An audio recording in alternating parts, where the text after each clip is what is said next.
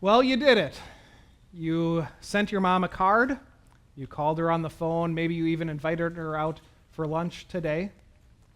Don't you think that ought to hold her off until next year? I think that's enough, of showing her love. That's just enough to keep her content until next Mother's Day, wouldn't you say? And for kids, you probably made something in school for your mom, construction paper hearts or paper plate flowers or something. You can just give those to your mom, and that will be enough. You don't have to really listen to her today or show her any kind of obedience or kindness or affection at all. Okay, I have to clarify that I'm just joking. And for the teens that are here today, just a reminder, today is Mother's Day, and so if at some point you can just look up from your phone for 1 second just to say, love you, Mom, and then you can go back to your phone. That'll be good enough for the day. I think we all know better than to treat our moms that way. That our moms are worth much more than just a word or two on just one day, but we should show them appreciation a little more often. In fact, why not every day show our love and appreciation for our moms? For all the things that they have done for us and continue to do, it's good for us to show our appreciation for our moms.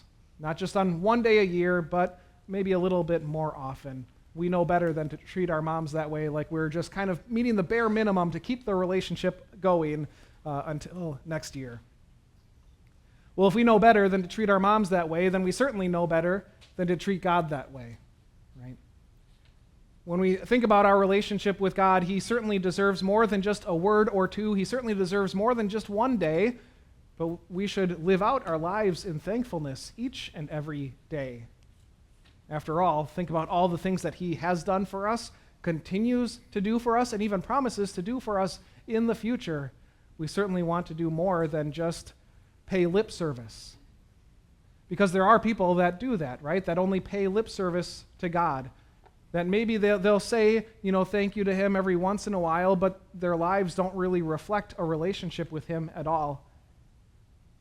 God has something to say about people like that. He says, these people honor me with their lips, but their hearts are far from me. No, we don't want to just find what the bare minimum is to keep God content for a little longer. No, we want to show Him our love and appreciation for all the things that He has done, and to love Him is to live for Him. Today in John chapter 14, we're going to see that Jesus calls us to live for Him. That our love for Him isn't just shown in one or two words or maybe just one day of the year, but really every day of our lives are lived out in thankfulness to Him. And so today we're going to look at this in three different ways. 3 points we're going to make this morning: that He calls us to live for Him by obeying His commands. He calls us to live for Him by the power of the Spirit.